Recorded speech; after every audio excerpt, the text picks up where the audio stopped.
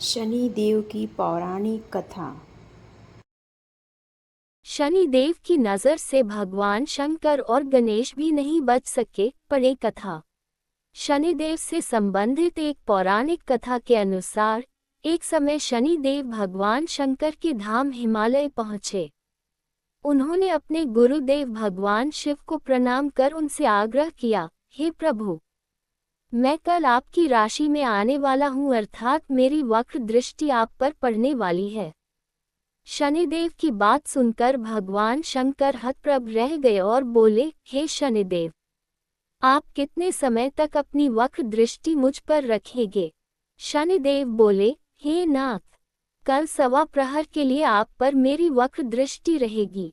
शनिदेव की बात सुनकर भगवान शंकर चिंतित हो गए और शनि की वक्र दृष्टि से बचने के लिए उपाय सोचने लगे।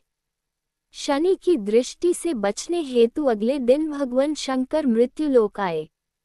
भगवान शंकर ने शनिदेव और उनकी वक्र दृष्टि से बचने के लिए एक हाथी का रूप धारण कर लिया।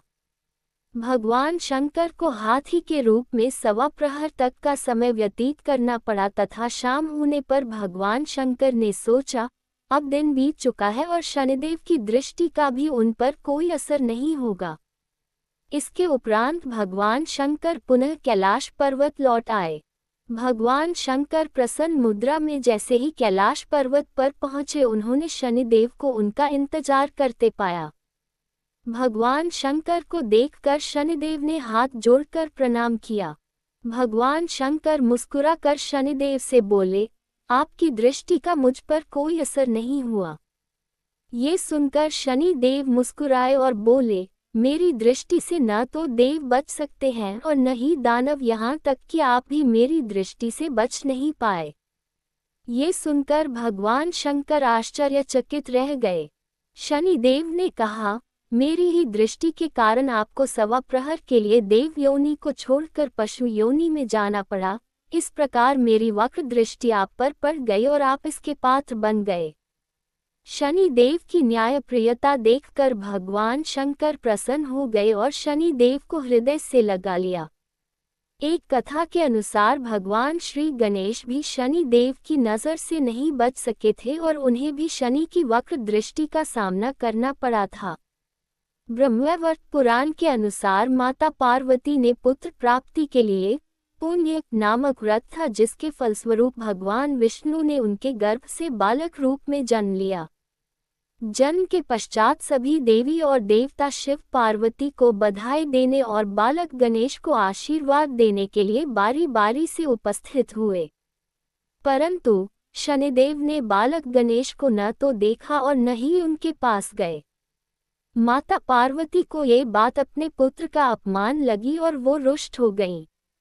दरअसल पार्वती जी को शनि देव की पत्नी द्वारा दिए गए श्राप के बारे में पता नहीं था कि उनकी दृष्टि पड़ते ही हानि हो सकती है। उन्हें लगा कि शनि उनके पुत्र का अपमान कर रहे हैं।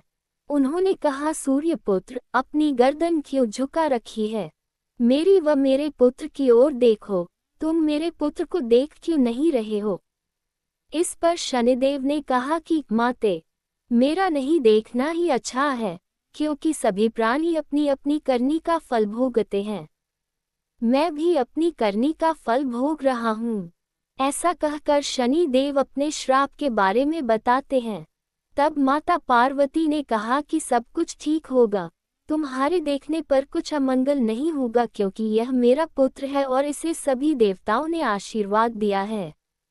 शनि देव ने माता पार्वती का रुष्ट भाव समझकर उनकी आज्ञा मान ली और बालक गणेश को देख लिया, परंतु शनि देव की दृष्टि पड़ते ही नवजात बालक का सिर धड़ से अलग होकर भस्म होकर ब्रह्मांड में विलीन हो गया। माता पार्वती अपने पुत्र की ये दशा देख बेहोश हो गईं। तब माता पार्वती को इस आघात से बाहर निकालने और उनके क्रोध से बचने के लिए तत्काल ही भगवान विष्णु अपने वाहन गरुड़ पर सवार हो उत्तर दिशा में स्थित पुष्पभद्रा नदी के तट पर गए। वहां उन्होंने एक हथनी को देखा जो अपने बालक की ओर पीठ किए बैठी थी। इस संबंध ये भी कहा जाता है कि वहां उन्होंने देखा कि एक हथिनी अपने नवजात शिशु को लेकर उत्तर दिशा में सिर करके सो रही थी। विष्णु भगवान ने शीघ्र ही सुदर्शन चक्र से नवजात गज शिशु का मस्तक काट लिया और वे उसे लेकर शिवलोक पहुंचे तथा माता पार्वती के बालक के धड़ पर लगाकर उसके प्राण वापस किए। बाद में जब माता पार्वती को होश आया तो उन्होंने शनि देव को शाप दे दिया, परंतु सभी देवताओं ने शनि का पक्ष लेकर कहा कि इसमें उनकी गलती नहीं है। आपको तो इन्होंने सारी बात बता ही दी थी कि वे आपके बालक को क्यों नहीं देख रहे हैं, किंतु आपकी जिद पूरी करने हेतु ही शनि देव ने आपके पुत्र को देखा। इसमें इनका कोई कसूर नहीं है।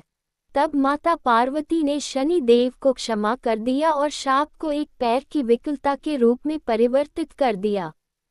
इस तरह भगवान शिव और गणेश दोनों ही शनि देव की नज़र से बच नहीं पाए थे।